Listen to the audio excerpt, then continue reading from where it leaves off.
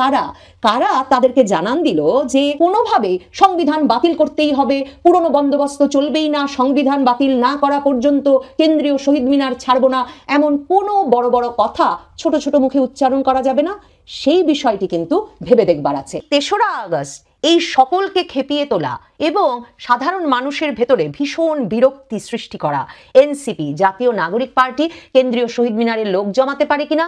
সত্যি হাসনাত আবদুল্লাহ, সার্জিস আলম, নাহিদ ইসলাম যারা ঘোষণা করে এসেছেন সংবিধান, মুজিববাদী সংবিধান বাতিল করতে হবে, তারা সত্যিকার অর্থেই নতুন বাংলাদেশের ইশতেহারের মাধ্যমে সংবিধান বাতিলে জনগণকে রাজপথে নেমে আসার ডাক দিতে পারেন কিনা? এ সবের ওপরে নির্ভর করছে আগামীর বাংলাদেশ, এই আগস্টের বাংলাদেশ কতটা শান্তিতে থাকে।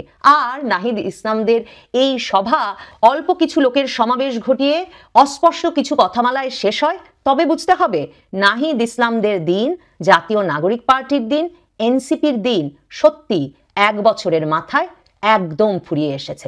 তবে গত 2 দিনের যে ঘটনাটা যদি সত্য হয়ে থাকে, যদি আওয়ামী লীগ ক্ষমতায় ফিরে আসতে চায়, তাহলে সবার আগে জামাত এবং বিএনপির মধ্যে একটা গন্ডগোল লাগাতে হবে। জামাতের সঙ্গে বিএনপির বা এনসিপির গন্ডগোল লাগাতে হবে। যদি এই গন্ডগোলটা লাগানো সম্ভব হয়, তাহলে খুব দ্রুত আওয়ামী লীগ ক্ষমতা চলে আসবে, খুব দ্রুত। যদি গন্ডগোল লাগানো যায়, তাহলে লাগালে 3টা জিনিস হবে। একটা জিনিস হলো প্রচুর রক্তপাত হবে মানুষের মধ্যে, হানাহানি, কাটাকাটি, মারামারি বাংলাদেশে প্রচন্ড বেড়ে যাবে। তাতে দেশের মানুষের জানমাল নিয়ে মানুষকে পালাতে হবে, নিরাপদ জায়গায় ছুটতে হবে, যেটা ভারতকে সুযোগ দিবে বাংলাদেশের রাজনীতিতে হস্তক্ষেপ করার। কারণ মানুষগুলো পালিয়ে কোথায় যাবে? সবাই তো ভারতমুখী হবে। দ্বিতীয়ত, নির্বাচনটা অনিশ্চয়তার মধ্যে চলে যাবে, নির্বাচন হওয়ার সম্ভাবনা থাকবে না।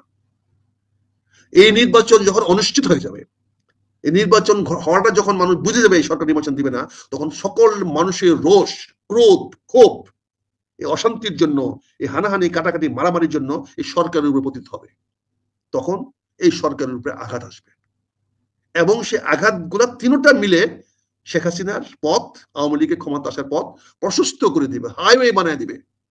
ওই হাইওয়ে ধরে তারা ক্ষমতায় চলে আসবে, যদি এই 3টি অবস্থা যদি ঠেকানো না যায়।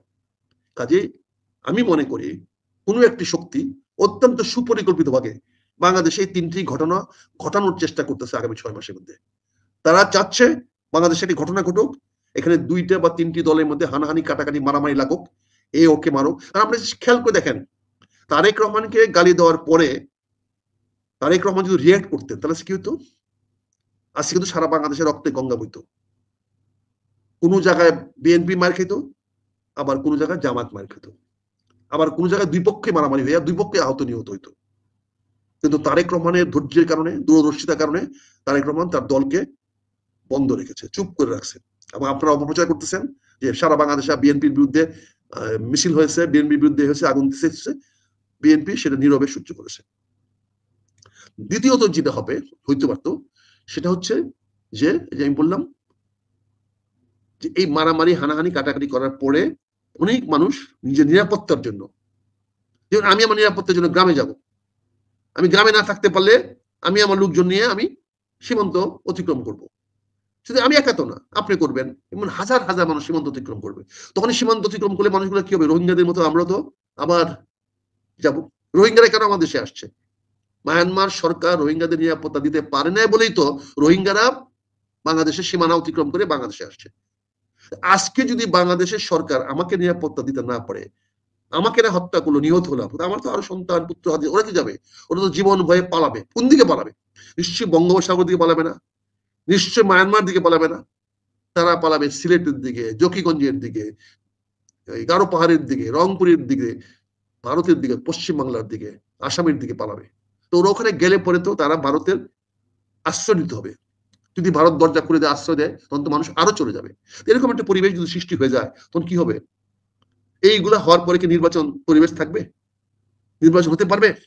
ইরাকে নির্বাচন হচ্ছে, আফগানিস্তানে কি নির্বাচন হচ্ছে, লিবিয়া কি নির্বাচন হচ্ছে? এত বছর চলে গেল।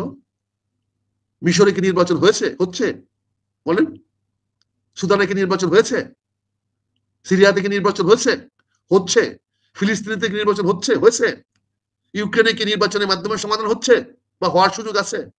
তাহলে বাংলাদেশও যখন এরকম অনিশ্চয়তা দেখা দিবে, তখন কি হবে? তখন তো শেখ হাসিনা বলবে তিনি বৈধ প্রধানমন্ত্রী। কারণ বাংলাদেশ সরকারে কেউ দেখাতে পারবে না যে তিনি পদত্যাগ করে গেছেন। পদত্যাগ পত্র কারো কাছে নাই। সাংবিধানিক মতের মধ্যে এই সরকার শপথ গ্রহণ করেছে, সংবিধানের সরকার। সাংবিধানিক সরকার তো সংবিধান পদই খালি হয় না এখনো, তুমি কি করে হইলা?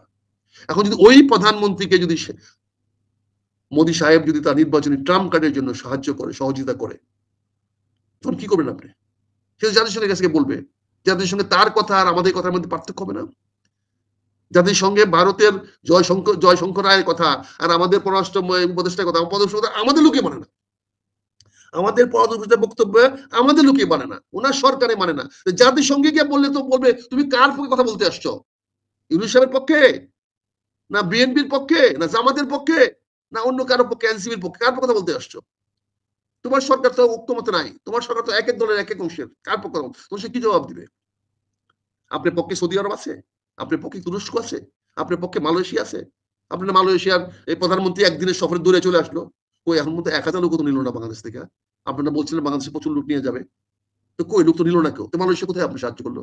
আপনি তো চীন থেকে এসে বলছেন যে চীনের টাকার বন্যা আসবে, কুনমিংয়ে আপনাকে সমস্ত হাসপাতাল খুলে দিচ্ছে আপনার জন্য। গেছে 2 জন কুনমিং হাসপাতালে চিকিৎসা করার জন্য, আসছে 2-1টা লোক ফ্যাক্টরি করতে, আসছে 2-1টা লোক এনে করতে।